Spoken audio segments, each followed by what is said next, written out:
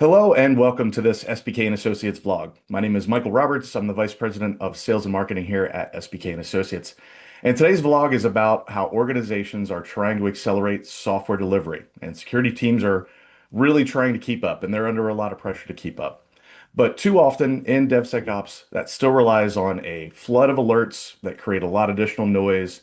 And are they really action-oriented alerts that leaves engineering teams feeling overwhelmed and risks are usually unresolved. So in today's vlog, I'm joined by Hannah Foxwell, co-founder of BIMP.ai. Hannah, please introduce yourself. Thank you for having me, Michael. It's great to be here. So, my name is Hannah. In previous roles, I've been platform engineering director at VMware Tanzu. I've been a product director for a cybersecurity product called Sneak Container. And right now, I'm working at the intersection of sort of AI native software delivery, cybersecurity, and platform engineering. Which I feel like, Hannah, you have to be here because everybody's talking AI, so we have to make sure You that we have get to. that we get Yeah, yeah. include it, right? Let's make sure that all your listeners get FOMO because basically that's like the overwhelming emotion right now. It's like it feels like everyone's doing AI apart from you, like, Right, and you're but but behind. it but it but it has to be contextual, right? And I think that's really where this conversation will get a little bit different because AI in creation of software and really kind of where it's intended to be and making software developers' lives easier.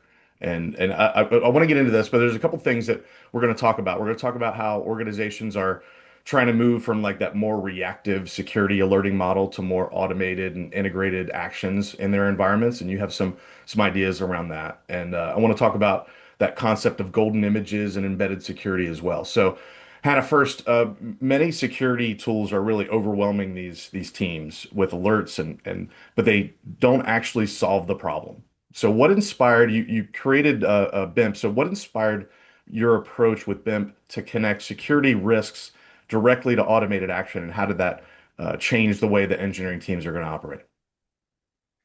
Well, I'll kind of go tell my own little story of like how I became interested in security and the needs of security users as well specifically. Like the outcome is improved security, but to get there, security teams quite often have like this enormous challenge in front of them, and so. I think with a lot of organizations, and I was exactly the same. Like security felt like it was this source of friction. Like there were the people always said no, they slowed us down. And it was only when I started working at Sneak where the security users were the folks I was interviewing, and I was trying to figure out ways to help them, that I really got to understand and have more of a deep empathy for the security team, because quite often a security team is massively outnumbered by everyone else in the organization. You have hundreds, sometimes thousands more developers in your organization than you have dedicated security folks. Like they suffer from like challenges in visibility, tr challenges in actionability. And to be quite honest, we haven't done security teams any favors by building the security tool stack separate from our platforms, because what you end up with is this disconnected reality. I call it like the bad news dashboard. The bad news dashboard that's full of vulnerabilities, and the security team are ultimately accountable for all of this risk without being the owners of the fix, the actionability. And so one thing that I've come to really truly believe is that most security fixes are easy if you know who to talk to and what to do. And in large organizations, like that's a human problem. And we don't solve that human problem by creating a spreadsheet and mapping repos to like people and accountability. We solve that human problem by automating away the communication silo. Like we go, okay, here's a vulnerability and here's a known fix, and we automate that process so that as a developer, like security just happens, and for the security team they have that assurance that the fix just happens. And so Like there's all sorts of like domains in which you can apply that logic, but the one we apply it to is the software supply chain around container base images because a container base image can contain like tens, hundreds of packages, and any one of those packages can become vulnerable at any moment in time. But by knowing that your base image is from a trusted provider, that it's continuously rebuilt from source, that it's being cascaded to all of your development teams automatically, that actually gives you like a level of assurance on a huge proportion of your software supply chain. So that's where we started with BIMP. BIMP stands for Base Image Management Platform because, one, I like saying the word, but also two, it's like it does what it says on the tin. It's like instead of going and reviewing all of the vulnerabilities in your base images, well, let's just automate that software supply chain. Let's do continuous remediation. And so developers aren't hassled about things that they have no control over, and security teams have assurance that every base image is conforming to their organization's policy, and every CVE that pops up in a base image will be fixed. So I love the concept, especially the name. I do love the name, but I love the concept of keeping that image protected for both the purposes of taking things off the plate of the developer and taking things off the plate of security too, right? It connects all things in all worlds. So and we often hear at SPK, we often hear about using the term golden images, right? Like Yeah. the good things that come in. This is a little bit different when you're talking about BIMP than in comparison to like a golden template for certain things, but it's still kind of the same, but it's very different there. And that's that concept of like an image having all those things built in. It ensures that security is tied into the workflow too. That's usually how we're always trying to add it too, but yours is different, and I love this. So why is that becoming a really critical focus for large enterprise, as you mentioned, and how does BIMP help organizations operationalize that at scale as things grow? Well, yeah. So a few years ago, what was like the norm was developers would build a new application. They wanted to containerize it. They built out their Docker file and they grabbed a base image that worked for them, and probably pulled it down from Docker Hub. And then the teams that were doing well would then keep that base image refreshed. The teams that were doing not so well would not touch that base image ever again. And so over time, the security of that image would degrade. New CVEs are found they're not remediated. What I'm seeing now is a recognition of that large software surface area that base images contain and the large blast radius that an insecure base image can have. Because if you're building all of your applications off an insecure base image, that's not just one app that's vulnerable, that's all of your applications that are vulnerable.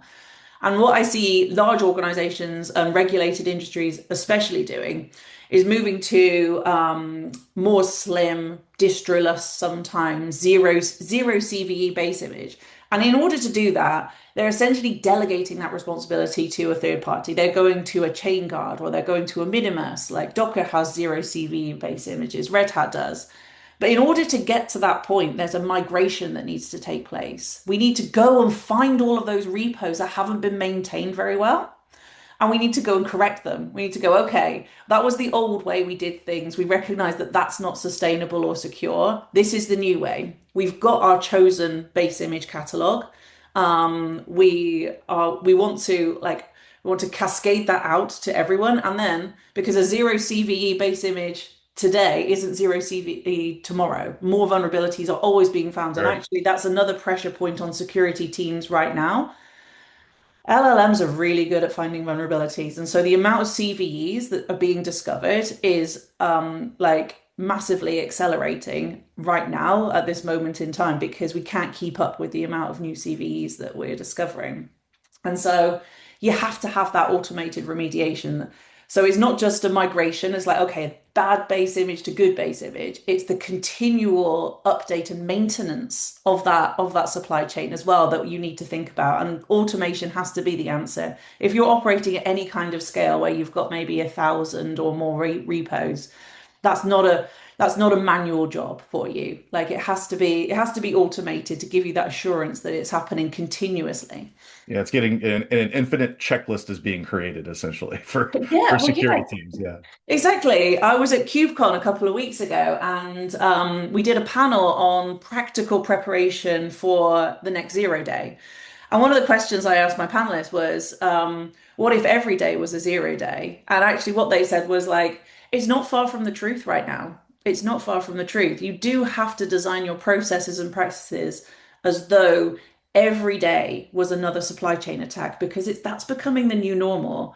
And if you use that as a thought experiment and you say, what do we need to put in place? What automation, so that this becomes business as usual remediation and not an incident and not a crisis to manage, then you do things very differently. Yeah.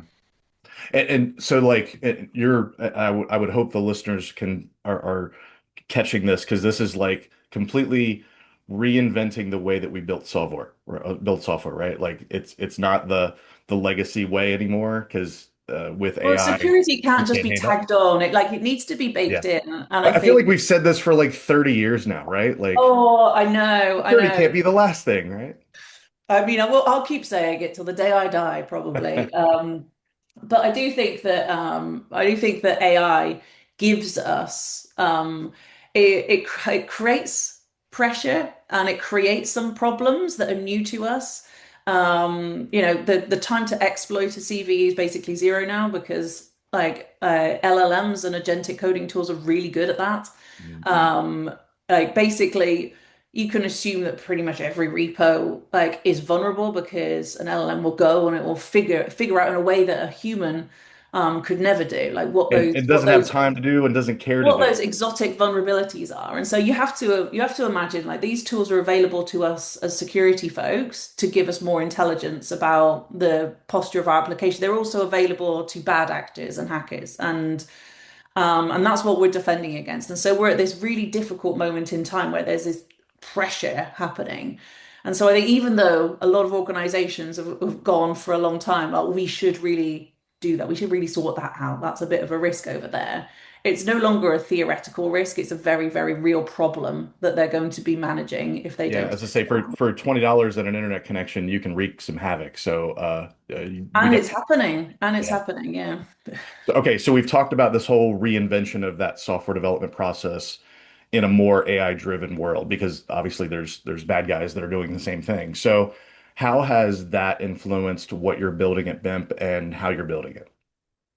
Well, one of the reasons that this year I felt like I wanted to kind of pivot my career. So previously I've been doing advisory for startups, and that was great fun because I got this really broad perspective on like what was going on in like the AI and security space. This year I wanted to build something because it was starting to become really apparent that like building is so easy now.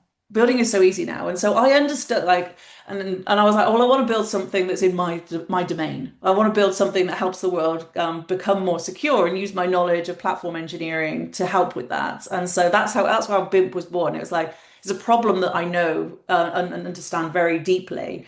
I couldn't see that anyone else had solved the problem in the way that I would solve the problem. And then the experiment became, well, how lean can we be with the AI tools that we have at our disposal? So we are currently a two-person company.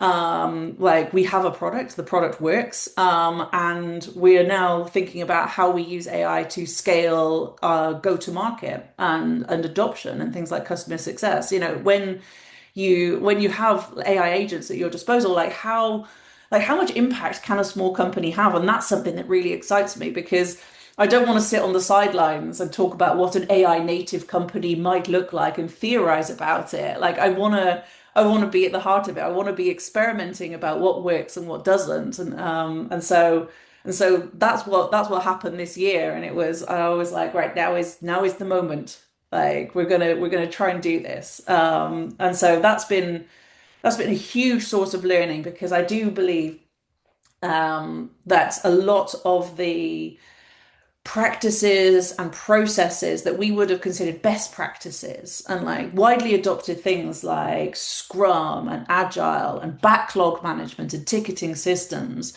very, very rapidly becoming completely redundant. It would take me longer to write a story than it would be to build the feature. And that is a very, very new feeling for a lot of people. It's incredibly fun.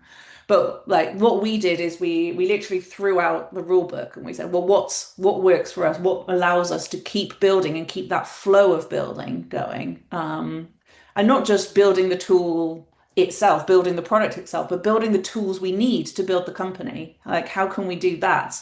And in a really AI native way. And so that's the experiment we're running at the moment, and it's teaching me a lot about what the future might look like. And I am excited about the opportunity for like more high impact small companies to come to market. Like I think that's got to be the way we do things in future. Like the two pizza team is just too big for a lot of problem spaces and a lot of products. And I love the two people can change the world kind of mentality because Oh that's yeah, it with from our tiny little village in Yorkshire. Like, there's sheep and lambs outside my house. Like, well, can we really do like a kitchen table startup? Like, and I think we can. Like, I'm Yeah, feeling and I think there's even like in that scenario, there's more resources available now than ever before for that type of situation, right? You don't need, as you said, you don't need ticketing systems and all those things necessarily nowadays to be able to impact a marketplace. So phenomenal story, and thank you, Hannah, for spending time and sharing a little bit about your story and your background and how we're trying to reinvent that software lifecycle. So thank you for your time. Oh, thank you for having me. It's been fun.